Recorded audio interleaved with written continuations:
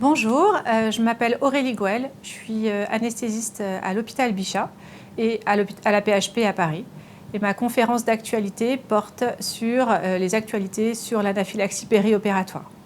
Au bloc opératoire, les réactions d'hypersensibilité ont une incidence de 1 pour 10 000 procédures et ont une mortalité qui est estimée à 4%. Il y a dans les agents les plus pourvoyeurs en France en tête de liste les curares qui représentent en gros 60% des molécules. Pour les curares, les agents les plus pourvoyeurs sont, si on considère que la tracurium a un risque à 1, la cellocurine et le rocuronium avec un risque en gros entre 11 et 13 pour l'un et pour l'autre. Il faut savoir que les curares se caractérisent par un groupement ammonium quaternaire sur leur structure chimique qui explique leurs réactions croisées. Et ces réactions croisées sont d'autant plus importantes que les curares sont de la même classe.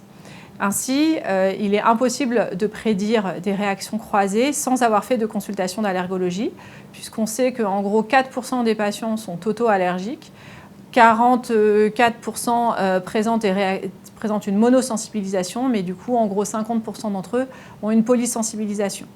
Et donc, pour savoir à quelle molécule le patient est réellement allergique, il est absolument indispensable de l'envoyer en consultation d'allergologie et éviter au maximum toute chirurgie tant que vous n'avez pas fait ces explorations. Si jamais une anesthésie était absolument nécessaire, il est important d'en référer à des experts pour avoir une discussion en fonction de la clinique, des résultats biologiques et de surtout ne jamais refaire des molécules de la même classe dans le doute. La deuxième famille d'agents pourvoyeurs sont les antibiotiques, avec deux molécules particulièrement impliquées qui sont les pénicillines et les céphalosporines.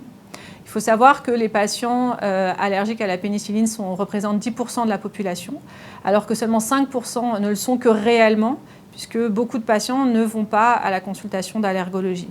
Ce qui est compliqué, c'est du coup de savoir exactement quelle est la stratégie d'antibioprophylaxie proposée chez ces patients. Des groupes d'experts se sont réunis en 2019 et ont proposé une stratégie en se basant sur l'interrogatoire d'une allergie présumée à la pénicilline pour autoriser l'administration de céphalosporine de deuxième génération dans l'antibioprophylaxie. Cependant, cette stratégie n'a jamais été validée dans une étude clinique et reste donc à prendre avec précaution. La deuxième famille, c'est celle des céphalosporines. Et il y a une augmentation croissante dans le monde des allergies à la céphalosporine, à la céfazoline, sans qu'on explique exactement pourquoi sur le plan de la sensibilisation, sans que l'on sache non plus d'ailleurs s'il y a à l'inverse une sensibilisation croisée entre la céfazoline et la pénicilline. Enfin, dans les familles qu'il ne faut surtout pas oublier, il y a les produits de contraste iodé qui ont une augmentation croissante aussi de par leur utilisation de plus en plus fréquente. Et donc, il est extrêmement important pour les anesthésistes de mettre en place des procédures avec tous les services de radiologie et tous les services où ces produits de contraste sont utilisés. En ce qui concerne les allergies au Sugammadex, elles restent assez rares, assez peu fréquentes dans la littérature et restent donc encore à explorer.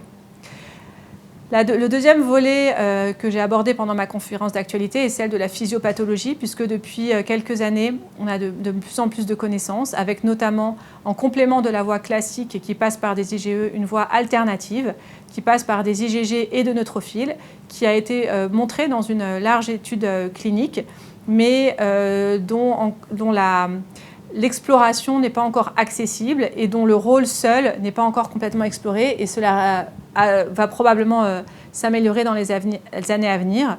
Pareil, depuis les 10 dernières années, un nouveau récepteur a été décrit sur les mastocytes qui s'appelle le MRGPRX2, qui peut être activé par de nombreuses molécules, notamment les curares et la tracurium.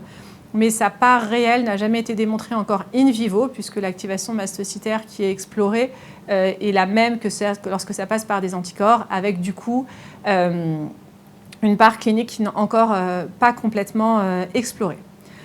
Enfin, la dernière nouveauté est celle des tests de provocation qui vont avoir tendance à se développer en Europe du Nord et dans les pays en Australie et en Nouvelle-Zélande, qui n'est pas encore développé en France et qui doit être réservé aux centres d'expertise avec des protocoles et surtout pour des patients à des profils allergologiques très compliqués.